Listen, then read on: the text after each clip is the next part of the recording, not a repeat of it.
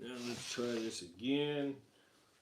I know you're all chiming in, but this is perfectly imperfect shit right now. Frame this.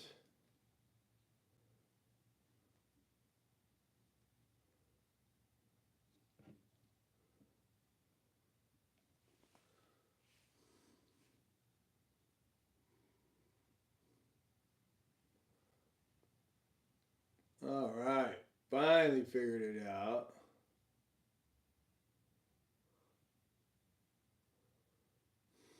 Wow.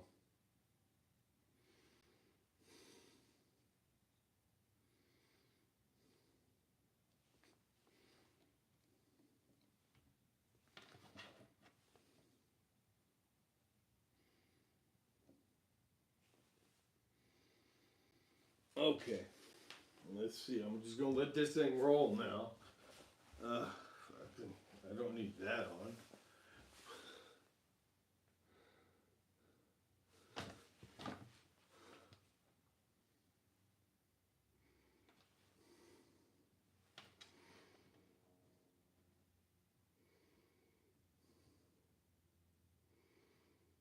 All right, I think we got it figured out, folks. I'm gonna drop that a little bit. We got imperfection here.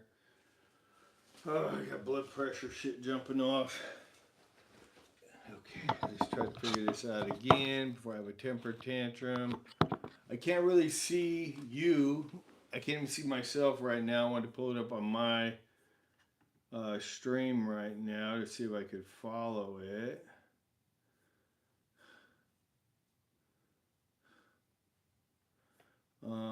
Bear with me. Oof.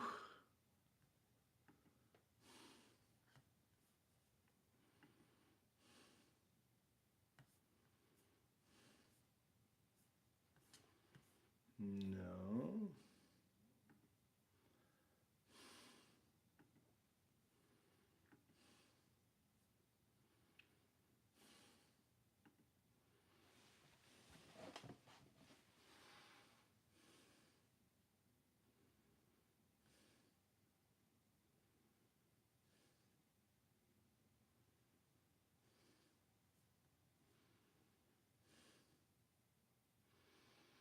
It seems like there's a delay. Can you guys see me? If you can see me on here, just let me know with a thumbs up.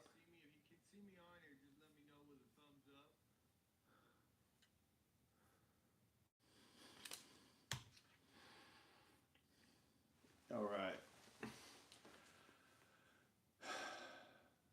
There's a big lag in the whole ether of the universe. I'll probably screw shit up here. There we go. No, I just really did it. What the hell? We'll figure it out. Bear with me.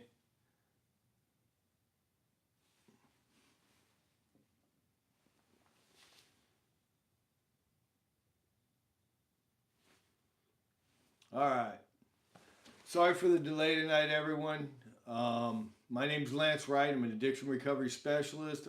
I appreciate all of you chiming in and listening in tonight. What I want to hope to start to do over the next weeks to come, doing live streams and scheduling them as I learn this new technology and how to express what I know over 32 years of sobriety and helping people, is how to help you help your loved one that has an addiction problem, or if you have an addiction problem, understand it a little bit better and maybe make a decision to better your life and get help. Um, Again, I myself have been sober 32 years. I've worked within the facilities and implements and education system around alcohol and substance abuse, but even more importantly, around a lifestyle, because many people see alcohol or substance abuse as strictly an alcohol or substance abuse thing. And oftentimes there's a stigma attached to it where it's those people and I'm not like them. But really, the truth is, most people in this world, no, all people in this world at some point may touch or get close to an addictive state of mind, because see, addiction is a state of mind where we create habits over time by practicing certain behaviors.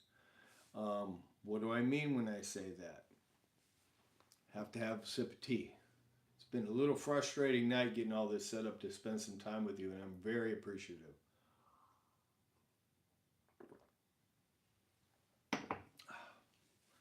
So, everything we do as human beings fundamentally is something that creates learned behavior, a habit. One and one is two, two and two is four.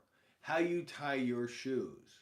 And those habits, by practicing things over and over, become what we call neural pathways or ways of functioning, seeing the world, operating. It's like our computer system between our ears. What happens is, just like if you played, let's go back to this tying your shoes thought. Everybody knows how to tie your shoe without thinking about it. Something you've learned from mom and dad when you were a little boy or a little girl that you've repetitively practiced and done your whole life. You could probably be in a dark room, sick, can't see straight, maybe even drunk or under the influence in a bad way, and you could still tie your shoes because you have a neural pathway that says, tie your shoes. You don't think about it. It's automatic. It's a habit. It's not an unhealthy habit, but it's a habit. Now let's go a step further. Alcohol and substance abuse. How does that even happen?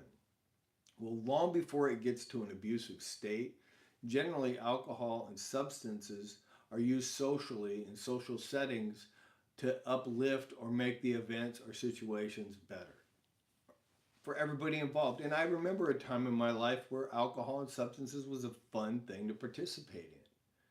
But at some point, it began to be a bit of abuse because I saw that getting high helped change the way I felt inside, because a lot of people didn't know that I had some underlying conditions of feeling less than or different. I was insecure. I had difficulty talking or socializing. And a little alcohol or a little pot when I was really young took that away, and I was the life of the party and I felt great. I felt like I fit in and I wasn't different. But the problem was is that stuck in my head, that alcohol and weed changed that space and made me normal, or so I thought. Let me see if I got any comments on here. Hey Josh, finally made it in. Why did I stop all of it? The fun. Hang in there with me, Plant. Let me read this again. Plant Man, this is important because a lot of people can do alcohol, can drink alcohol or smoke pot recreationally and socially, and it doesn't become a problem. But what happens for many in our country is it shifts from a place of social use, just like I was saying, into a place of abuse where I'm using it because it makes me feel better and it helps me get outside of my head or my heart and those places that are uncomfortable in my life. What happens is I move into that abuse stage, I tend to use it more and more. Maybe not crazy, but I'm drinking or I'm smoking pot or I'm doing whatever I'm doing a little bit more. Over time, what happens with any substance that you ingest to change the space in here is you need more. And as you need more, you do more.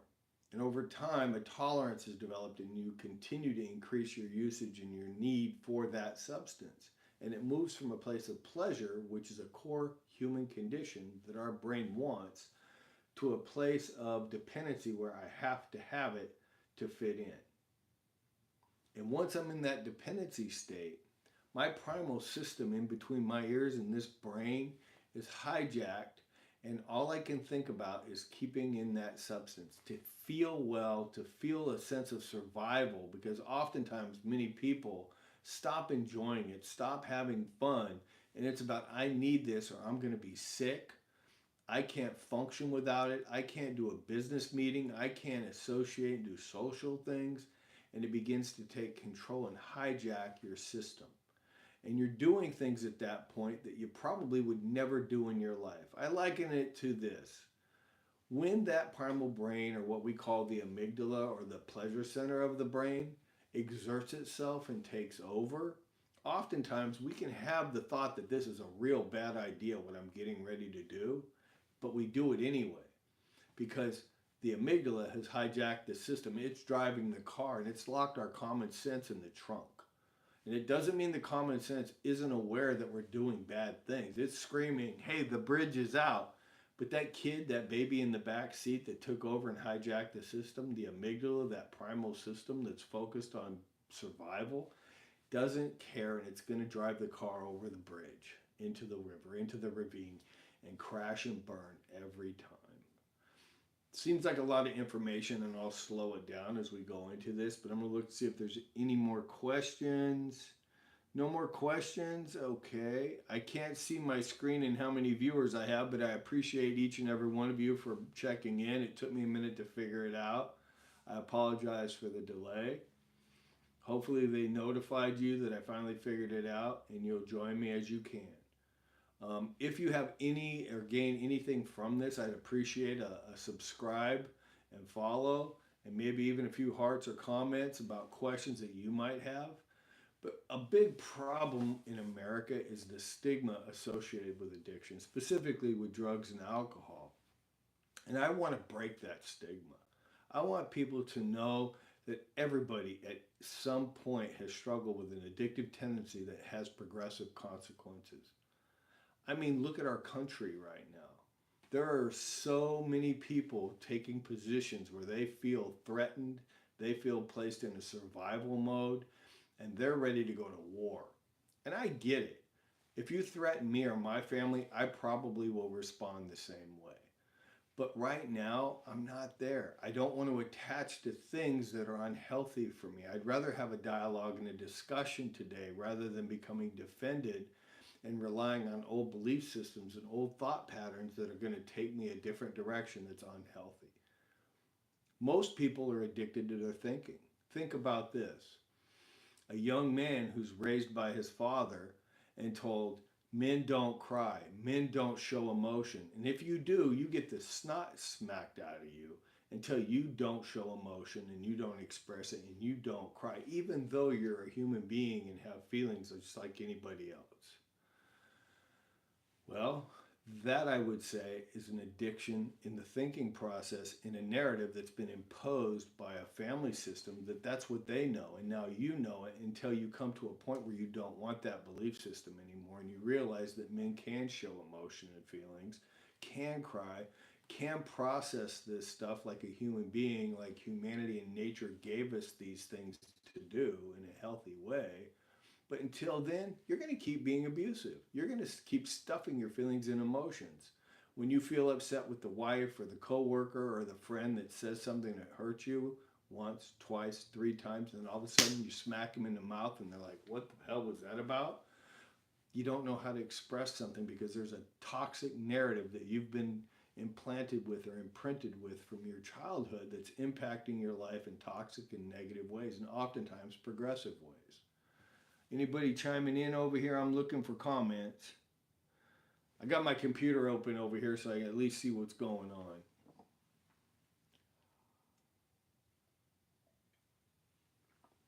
on. Again, tonight was an experiment. I'm here. Any questions, folks? Bring them on. I think next time I'm going to turn my camera around so I can see the screen that I'm talking to you on. I have no idea if anybody's even watching right now. Let me go check. Hold on one second. Nice. You guys are probably well ahead of me on my thing here. But, okay. My wife was supposed to be helping me tonight, so here I am doing it alone. She didn't feel well and she's laying down. I guess, the thing is that we're not bad people. If you're an addict or an alcoholic watching this, you're not a bad person. You probably did a lot of dumb things under the influence of a substance, under the control of a substance, because that's literally what it is. And you weren't acting in your authentic self. And today you can change that. How? Go get help. Call me, text me, get a hold of somebody in treatment. Whatever it takes, stop today. Find someone, someplace, a treatment center. If you need advice and guidance, somebody like myself or somebody in the field like me can help you find that. Leave me a comment or DM me privately at my email, which is in my bio, and I'll do my best to help you find a place to change and transform your life today. I don't believe that we're hopeless. I just believe we don't know what to do. How do you get sober if you don't know how? And if you've been drinking or using for 10, 20 years, you're stuck in a time warp. And it's like coming out, if anybody remembers Buck Rogers, it's like coming out of being in a Bermuda Triangle situation and waking up to the world, and you haven't really lived in the world in 10, 20 years. You don't know how to function normally. There are certain skill sets you've not developed or haven't used in a long time, and it's overwhelming. Get help. I don't know if you that makes sense, but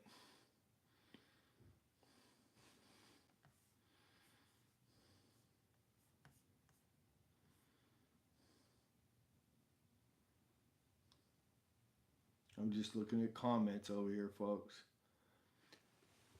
Hopefully, I answered your question on why I stopped. If you want to know the truth of why I stopped, at the end of the rainbow for me was, I guess let me share a story. I'm just going to share the story of how I got sober a little bit and how my neural pathways were formed and how my life followed that pathway to destruction and how I found my way back.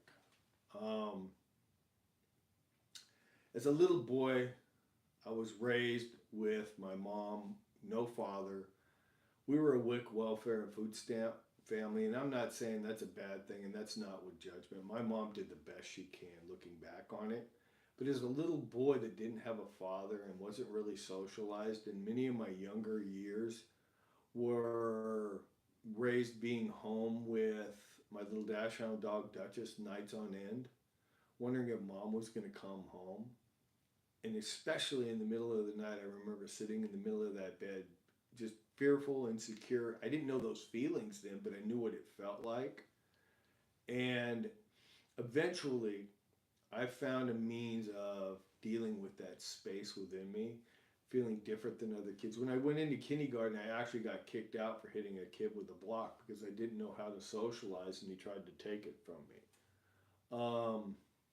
The hard part for me was the day that I realized I could change the space within me in that little bastard place that I thought about myself. Is the neighbor had some Coke bottles in one of their yards, and I can remember taking those Coke bottles to the store because I had done that for my mom with hers before, getting a handful of quarters. When those quarters hit my hand and I had money like other kids to play pinball, I actually had more quarters than them and I could give them quarters and I was playing a bunch of games. I got to tell you, that was like one of the best highs I can remember as a little boy. I was up here. I was on cloud nine.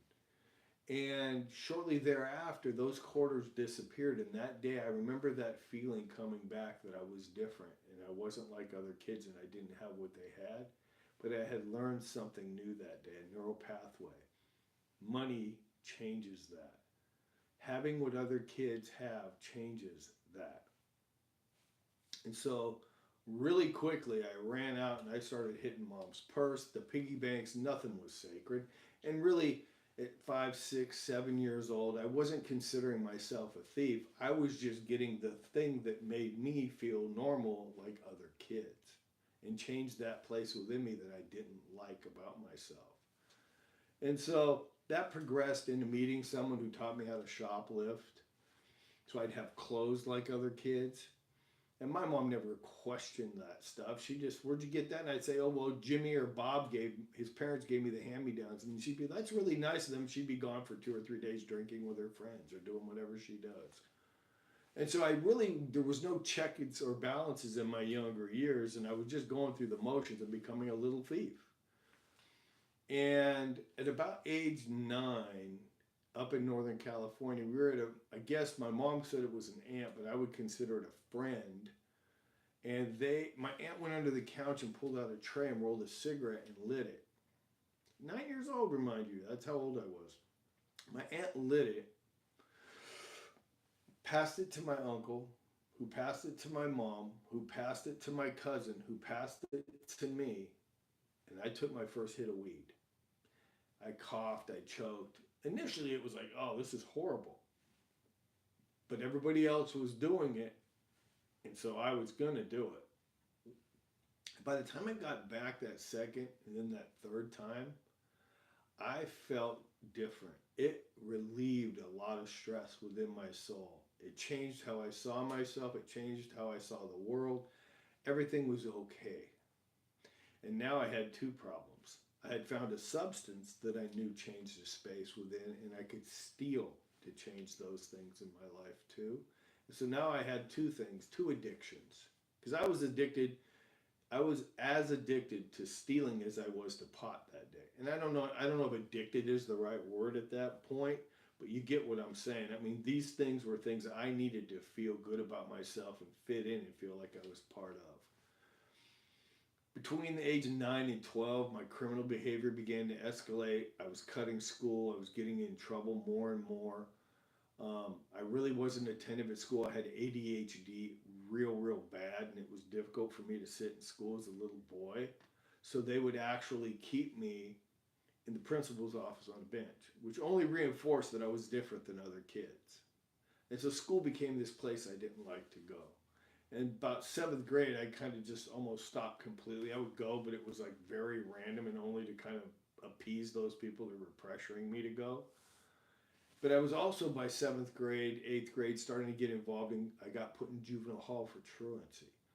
Now, I got to tell you, the first time going to juvenile hall was scary as hell. Like, oh my God, they're going to lock me up. I'm just a kid. I get into juvenile hall, and guess who's there waiting? All my little criminal buddies. Wasn't scary anymore. It was just, I didn't like it, but it wasn't like overwhelming because I knew everybody. All my little thieves and little potheads and little stoner kids, they were all in juvenile hall. So it was like a family reunion. And so I started to learn new ways of doing things, new criminal behaviors, new drugs, tried cocaine, drank a little bit more, did a little LSD, a lot of different stuff, and all the little social experimental stuff. And my criminal behavior and the drugs I was using and the crowd I was running around with, just like the drug when it was social, was becoming something abusive, and it was escalating. My whole lifestyle was escalating out of control. And about 16, I was in a group home, and my mom, I got my counselor at this group home, said, your mom, we have to go home for dinner. And I'm like, what? Well, okay, cool, I get to see mom.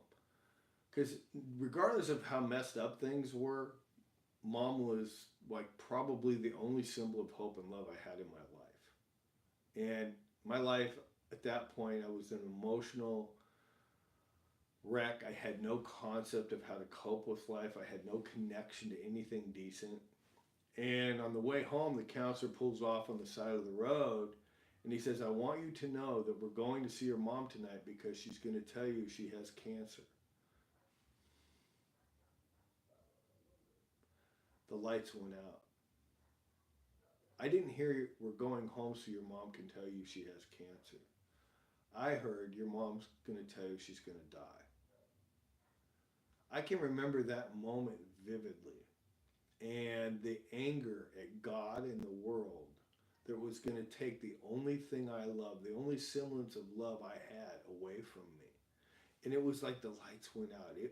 I was already a dark kid inside. I was already angry and pissed off and pretty much an antisocial, broken kid. When I heard that, any hope, any light, it went off. And so, of course, that evening went very rough. My mom was crying. I cried. The counselor kind of didn't know what to do. But we went back to the program, and I got out of that program or I ran away. I don't know which, because I was a runner. And I ran into some people one day. They said, hey, you want to try some meth? I'm like, well, sure. Free drugs. Who doesn't? And I thought it was like cocaine. I had never done it before. And that night, I was introduced to IV methamphetamine. Didn't want to do it. Was scared, but somebody said, just hold your arm out and look the other way. Now, I am professional today and I live my life with integrity, but I got to tell you, that night in that place, in that garage where they were making the drugs in the ashtray and the needles and all that, I was scared to death. And somebody goes, "Oh, you've never done this before." And I'm like, "No, I haven't." Well, just hold your arm out and look the other way. And of course, because my validation or how I saw myself was based on what you thought of me or what I thought you thought of me, and I wanted to get high, so of course I did that. And I didn't really feel anything until I let go of my arm, and it was like my ADHD stopped immediately. Everything in my life went quiet. I could think clearly. I could see clearly. It was like it treated my that meth and amphetamine, which is what people prescribe for ADHD. That night, I can remember having more clarity than at any point in my life. And I remember saying, I never not want to feel this way. Where's this been my whole life? And little did I know, within 3 years, the degradation of my life and the path that I would follow would land me in prison doing a life sentence, which is a whole other conversation. But I went off to prison and did a long period of time, and that's a whole other podcast in my experience. And I'm going to set up a series on that now that I know how to operate and function and do these things. I'll probably do one again Thursday night. But off to prison I went, and I had no idea how to change my life. First 9 years of my life sentence, I continued to use drugs and alcohol because that's what you do to deal with that reality. At least that's all I knew. I had a college degree. I went to the meetings. I got the chronos. I could do all the things and look like a citizen and all the things they want you to do. But deep down inside, I was still doing the same things, the same way. I was just manipulating how it looked on the outside. And that all came crashing down in '93 when I got caught for possession of methamphetamine and being really, really high. And I ended up on my knees on March 11th, '93. And I asked myself, this is not who I am. How did this happen? This is not who I am. And I'm crying. I'm just broken. And my prayer in that moment, on my knees in that ADSEG cell in state prison in California, was, God, I can't live a decent life and continue to do the things I do. Help me. Now, there was no white light experiences. There was no aha from heaven, angels singing. But something shifted in me. Something didn't want that anymore, but I didn't know what to do with it. That's the truth. Just like most of you that struggle with alcohol and substance abuse. Yeah, okay, I can stop, but now what? And so I went into a parole board about 3 months later. And I have to say it was one of the most liberating moments in my life. For those of you familiar with 12-step programs, it was like a first step in front of the parole board. And I admitted that I had a problem and that my life had become unmanageable and I didn't know how to change it, but that I was going to go figure it out. And that's all I could really say. And they were probably the most kind as a parole board ever been to somebody. They were like, about time you figured out you had a problem and good luck. But that day, something else happened that was quite interesting. And I say and use names, you probably would never know who they are unless you're connected into my past. But that day, Matthew, the young man who died in 1984, his mom was in the program, in the parole hearing, Miss Ellis, and his wife Tina and her parents. And Miss Ellis spoke about Matthew and the impact of his loss on the family, how it was on holidays, how it was just him not being there. And every word she spoke, I got smaller and smaller, and I got ugly. I felt uglier and uglier, and I was like, just tell me to go burn in hell. I'm a piece of you know what, and I'm okay with that. I can accept that because that's what I tell myself. I'm a piece of shit and don't deserve anything. But the most interesting thing that day, and probably one of the biggest gifts I've ever been given spiritually by a human being on this planet, is after she was done sharing, she looked over and she made eye contact and she said, we're Christians, we don't believe in hate, it would serve no purpose. We forgive you. But we don't understand how you could have done this to our loved one and our family. And I was like, what? How can you forgive me? How? I can't forgive me. And I have no way am I going to blame her son not being here anymore or the impact of that on her family on drugs and alcohol alone. The problem I knew instinctively, intuitively, was so much bigger than drugs and alcohol, but I didn't have a clue what that was at that point. But that day, I believe she gave me a piece of her spirit in the forgiveness and a path to figure out my life and transform and change it. And I've honored Miss Ellis and Miss Mafia and her parents and Brandon and the entire family, even though a lot of them still have a lot of pain and hurt and carry that, rightfully so, and I have to honor that. And I have to honor them every day. I never forget why I do what I do and how I live the way I live. I never want to dishonor them by doing anything that would hurt somebody. My very essence of my soul and the work I do, Lance Wright Recovery as an addiction recovery specialist, is to help people transform their lives so that pain can stop and families can live and be healthy and happy again. That's what this is all about. And this honors my past and the pain I've caused just as well. So that's why I'm here tonight talking with you and putting myself in an awkward position and just being authentic with you. What else? Well, eventually I got to another prison and I had a roommate.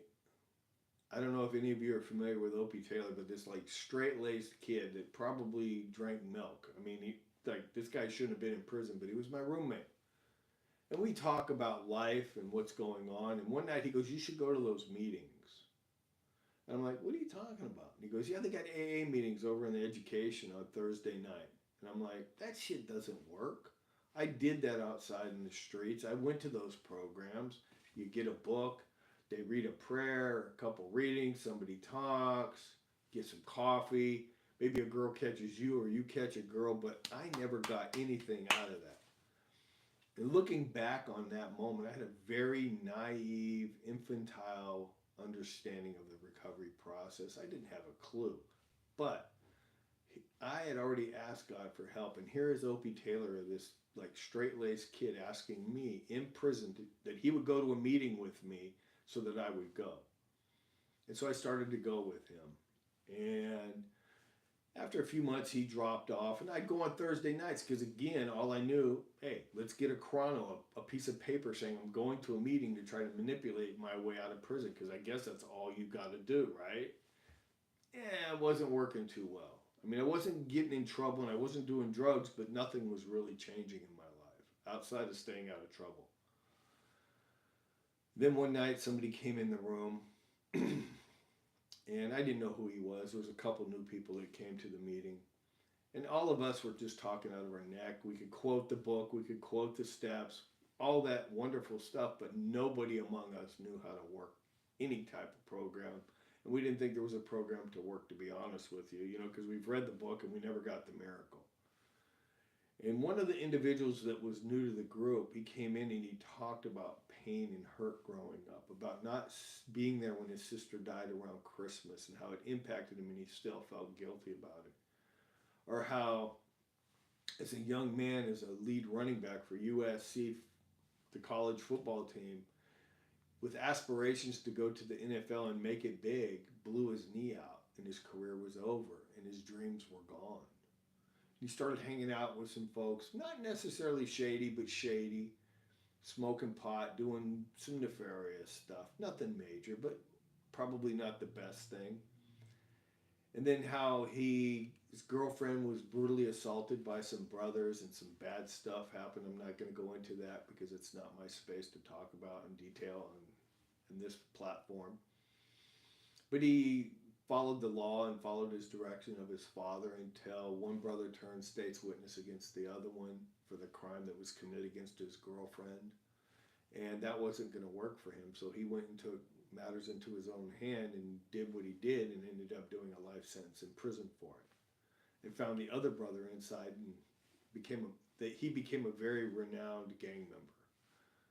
And eventually, he was up on death row. A nun told him he wasn't going to die. He said, "I want to meet this God that did all this to my life." And she handed him a prayer card and spun out and left.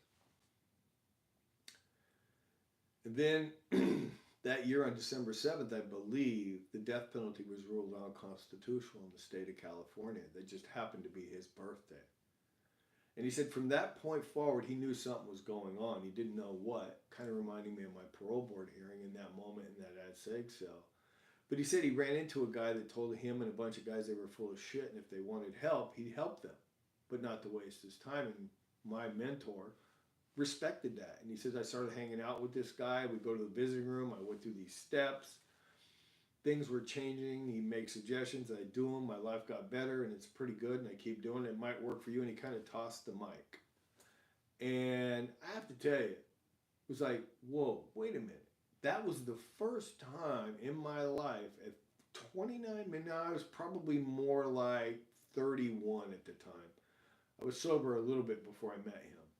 That somebody had ever spoken about recovery in a way that stuck. That said, man, you're as broken and messed up as I am, if not more so, and you figured something out, and you've talked about changing your life. I got to follow you around. And so I started watching him and doing what he did and hanging out, and he taught a lot of us how to grow up and become better men. That's a whole other story. But because of him and the work he did with me, I will always do the work that he did with me with others. That's really the echo of a wounded healer, if some of you are familiar with that. And that's what I do every day. I help others. I came home in 2011 after 27 years of incarceration. My photo's up in my bio or on the little things. You can see it for yourself. I'm not here to hide any truths about my past, but I'm not here to hide any truths about my transformation and what's possible for you. And that's why I'm doing this. That's what this platform's about. And more importantly, it's for families too. For you families that have a loved one that's out of control, that's going crazy in drugs, alcohol, criminality, just wrecked, that's what my company and what I'm about. That's what I do for a living. That's why I want to meet you. I want to help you. That's what my whole business is about. And I don't charge exorbitant fees like some of these people that just house people for 30 days and then kick them out the back end with another place and another therapist and claim $30,000, $40,000. That's crazy to me. I work in those places and I do my best to help the clients in those places, but I think that that's an outdated philosophy and we need to really look at that. But that's, again, another topic and another day. And what I feel we can do in the treatment community to help one another grow and help others to grow and find healthier lives and restore families.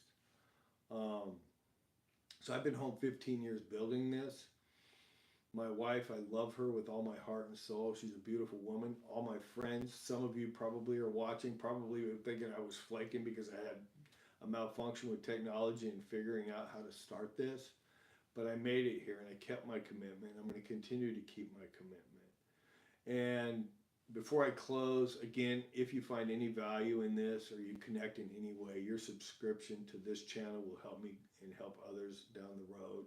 I want to grow this, share it, help me help other people. And if you need me to help you to help other people, let's build relationships, let's build connections. Let's build a community that's really straightforward in helping people and not just about money. Money's important, money will come, but it's really about helping people, and let's do that well.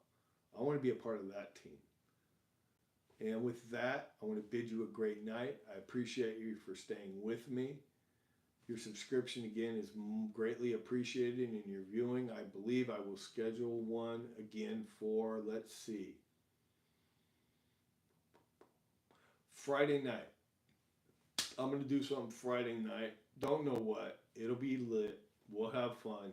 I hope to see you there. Until then, God bless. And you and your family and the man or woman that's still struggling. Peace.